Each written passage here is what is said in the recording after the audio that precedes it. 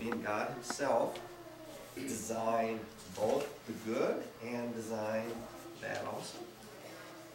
Don't want the evil part show up. Okay? So God doesn't want evil things, right?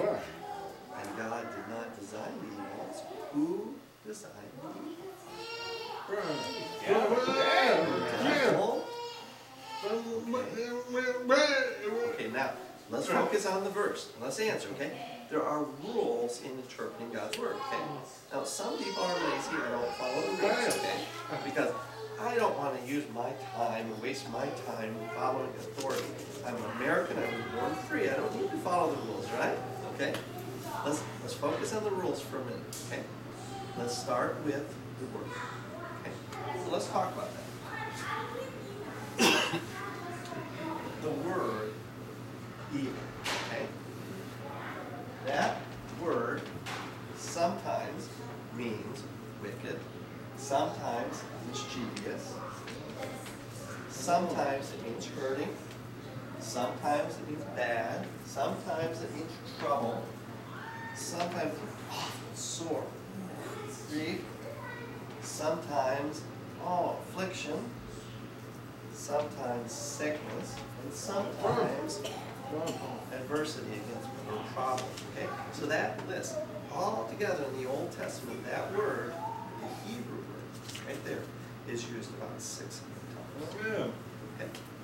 So let's focus on that. That's a lot of emphasis on the word. And there's a variety of meanings. So for example, in the book of Job, you remember, the devil approaches God. He says, can I go ahead and challenge, right?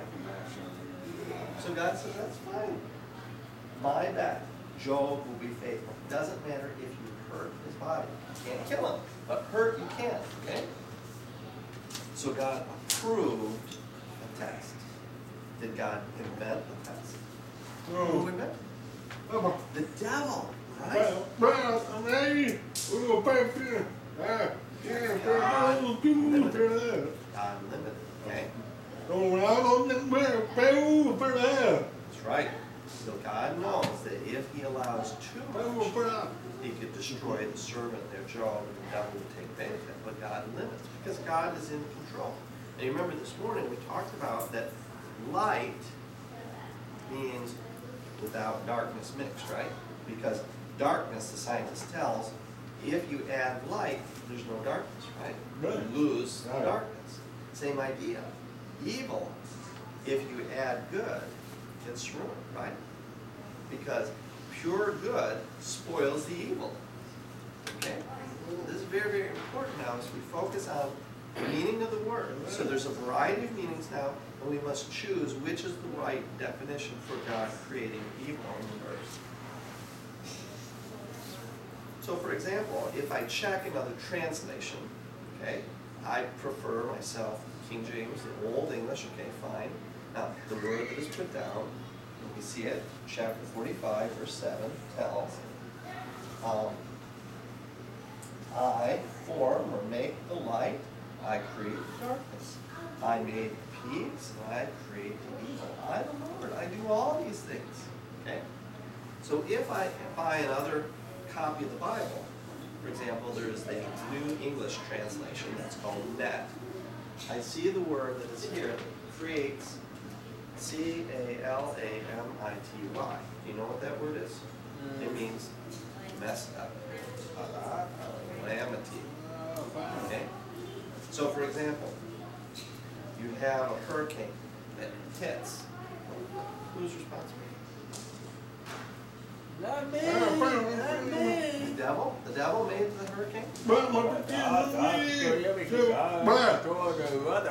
Okay, so God can start bad weather and God can stop bad weather, right? Now the devil does not control the hurricane. Okay?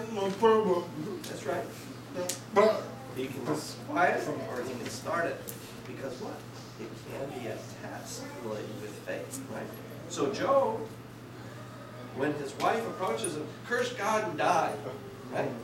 Job passed the test. Tells the wife, you're a silly woman, stop that. Complain too much, stop that, right? he goes ahead and he meets the three friends. And they provoke and test, right?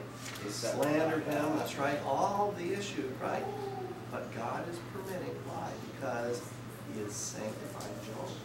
Job himself is improving up until what happens in the last chapter. Job, oh, God is really, really big. God himself is really, really holy and pure. Nothing compared to God. Before, remember, Job was complaining. It's not fair, God punishes me. See, these three are fine. My wife, she's fine. I'm suffering. Understand? There was a change in the attitude that God used the pain, the suffering, the evil to test Job. Okay. All right. Let's go ahead and more deep. Understand? The word is in a verse, and the verse is in a section. And that section here in Isaiah chapter 45 is about what? It's about the name of a king. His name was Cyrus. You know who is Cyrus? Not Greek, that's good. Babylon. Okay? Now, understand, we have 150 years. Isaiah marks it down. There is born a boy whose name is Cyrus. That boy grows up. He becomes the king over Babylon. Someone from the Jewish faith remembers, long ago, 150 years ago, our prophet told about him. So the scroll is brought and shown to the king. Your name is put down here. Did you know that? Now, if you see and you read the chapter, God talks directly to that boy king. He tells him, you don't know who I am, God, but I give you authority over the world because I'm going to use you to judge the world. Wow, that's nice. My name is in the Bible because God long ago marked it down. Because God gave me authority to rule the world. I'm judge from now. You made no mistake. Maybe you're the people have the same name, or maybe he's the person that not me. God. Wow. Cyrus. I like that. He goes ahead and he tells the Jewish people, I like that religion. You go ahead and build the temple. So he went ahead and he approved. So they sent a group, 70,000 men. Okay. They arrive and they start building the temple. Now, it happens who the enemies of Israel try to fight, try to prevent. They threaten the people there and tell them, if you don't stop building, we will tattle to the king, Cyrus, about you. So it happens in the book of Ezra. The king receives the rumor about them. He tells them, stop. No more building for them. I don't trust you now. So for 20 years, they build, finished, hold, because the king who approved later changed his mind and stopped. Up until later, a new king went ahead and approved, and they finished up the building the temple. Now, this is a real person, Cyrus. God knew him before he was born. God knew about him becoming the king. God knew his name. He knew who would approve building the temple there. God knew all of those things because God controls everything. Well, God's word here now in the context, in relationship with the verse, talks about that God will use him related with what? The word judgment. Israel here. Why was the temple Israel? Didn't follow God. Good. They were renting the temple place for other people to live there. That's good. They were selling things in the temple. Good. Not used for house of prayer. Sure.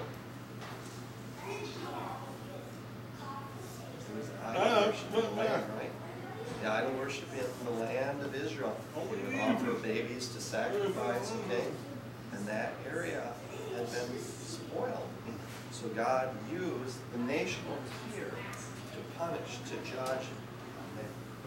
So God is accepting responsibility. When Job is suffering, I approve the test with the devil. When the wicked king, whose name was Cyrus, goes ahead, decides, oh, God accepts responsibility. I approve the king to hold, to judge over you. That's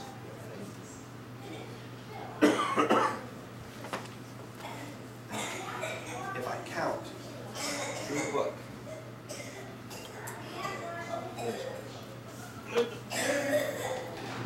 There! Open it up!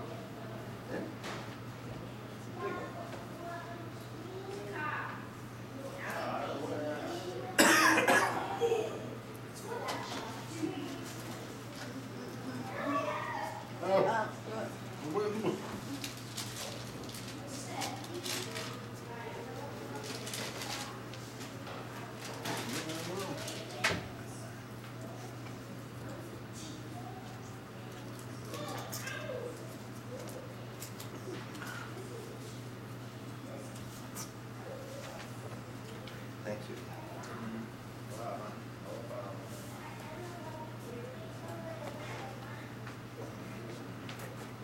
So we start with the word. Secondly, we compare other translations. Thirdly, we see context in the section. Fourthly, we see how does the writer use that word in the book? Because Isaiah is a book about judgment. And so we count the word evil. That word is used about 19 times through the book. And if you read all the verse list, not now, but go home, you can read all the verses about that. The word evil relates with judgment in the book. So when God himself sees mess up in a situation there, why? Because the people here forget about Ebro's lecture. Okay? So Ebro's talking about now praying. When problems enter my life, I pray fast. I confess my sin now. It improves my relationship with God, right?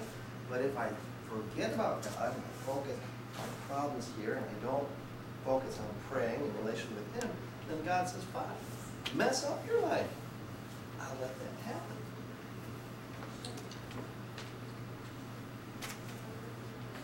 That's true also because you remember Israel. Where is Moses now? 40 days staying in that mountain, lightning and clouds, and that's weird. They tapped the brother of Moses, Aaron, right? Please make us an idol. Please make us a cow. Oh, same as in Egypt, right? They go ahead and they replace God with my holy name. That's true.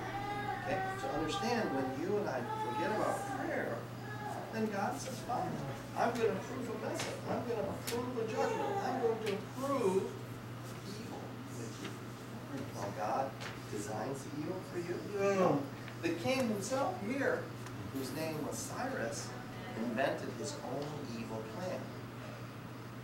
But God approved it. God limited it. God allowed it. I remember first King Saul become a king, and later they have trouble after David. That time played hard to can even spirit cut away. That's another example. Okay, good. So because you remember, King Saul had problems of one. The guy not obey the Lord. He He went told ahead, destroy everything, not day one. he rebelled through keeping far of the cows, far of the sheep, far of the people alive, right? God came in and kill them all, right? Oh, you want to use it to justify. Secondly, I don't want to spoil things to use it for. secondly, Saul was not patient. The priest did not show up on time. So Saul went ahead and he made the altar, he made the sacrifice, and then here comes the priest, Samuel, ready. Saul says, fine, we finished sacrifice, we finished worship the Lord without you. You were late, sorry. Samuel says, no, you have missed the opportunity to serve the Lord because you were not patient waiting. So when we lost the kingdom,